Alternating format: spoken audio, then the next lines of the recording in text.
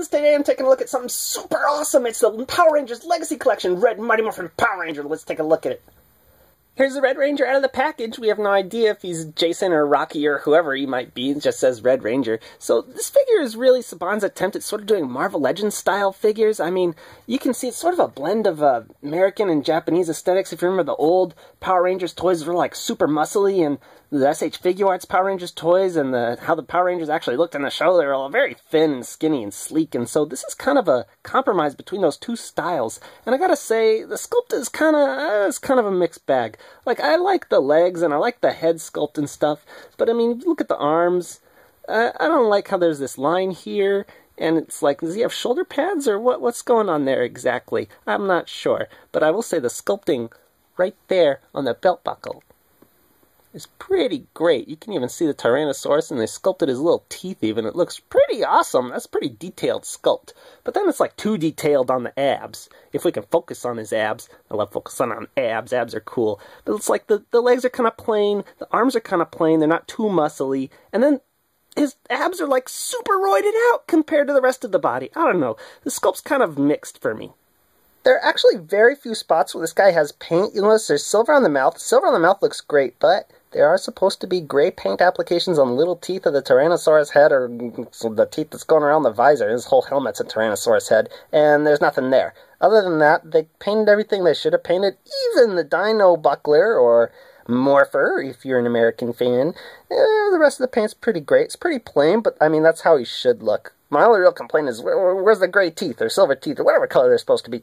So I have some mixed feelings on the sculpt, and the paint is just good, but luckily, Articulation is amazing, you guys. He has a ball joint head on a hinge like Marvel Legends. How awesome. He's got an ab crunch that gets great range. Please pay attention, Mattel. He's got pin and socket shoulders. He's got bicep swivels. He's got double elbows. He twists at the glove top and he twists at the wrist, so you don't need one of those, but it's nice they included both. And he's got these balls in the wrist that they're kind of like Revoltech joints, but they're pretty cool. They got great range. I think maybe these pop off for like alternate hands. Yeah, they do, even though he doesn't come with any, but that's for accessories. We'll get to that later. And then he's got a twist waist.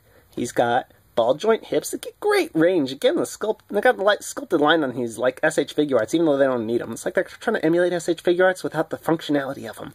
It's kind of weird. But that's the sculpt problem. Articulation problem, there are none. He's got double knees. I love that. Cuts at the tops of the boots. And then these hinge and pivot ankles that are awesome. The packaging on this guy was actually pretty interesting. It's a lot like Marvel Legends, except it's thicker than a Marvel Legends box and a little wider, but it's the same height. I even have a Marvel Legends package here so you can see for comparison. It's the same height, and it's pretty similar.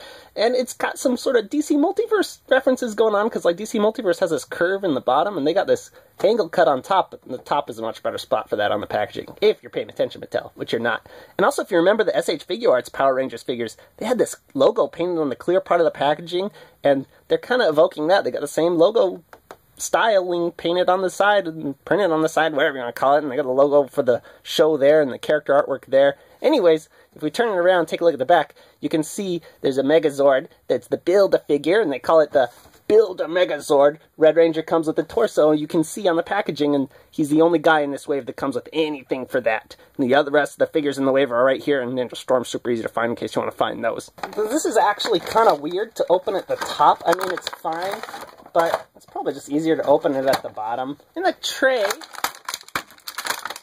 a lot of stuff just pops out, and then this is behind tape, and you get the tape out, and get this out. Oh, those things are out now. But the Red Ranger himself, yeah, he's sort of held and bound by these things that are twist ties, but they're not twist ties. I like to call them sock ties, because they're the things that bind socks together, if you can see them there.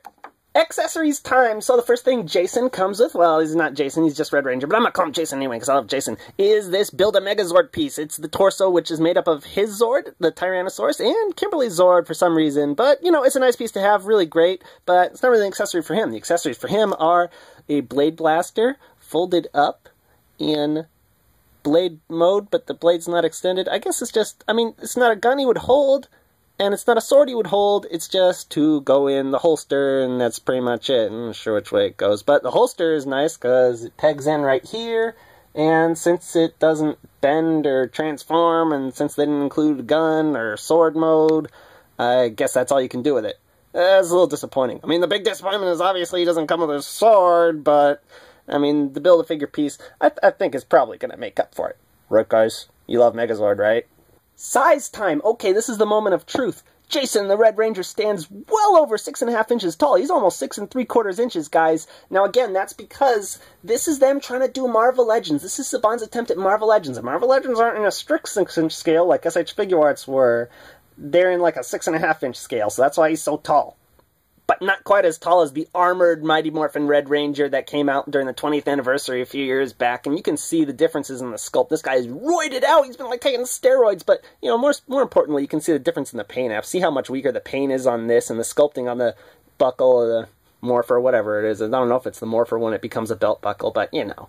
Now I have to admit, seeing this figure actually stand next to Marvel Legends and DC Universe Classics, which I said were in a 6.5-inch-ish scale, he still seems a little big. I mean, he was more than 6.5 inches tall, so, I mean, I don't know, he doesn't quite fit in with Marvel Legends. The scale's not quite doing it for me. I wish they were just a little bit smaller, Saban. Please get that done. Or Bandai, whoever's making these. Is Bandai America, Saban? I don't know. So, do I recommend this figure? Ultimately, it's just kind of meh.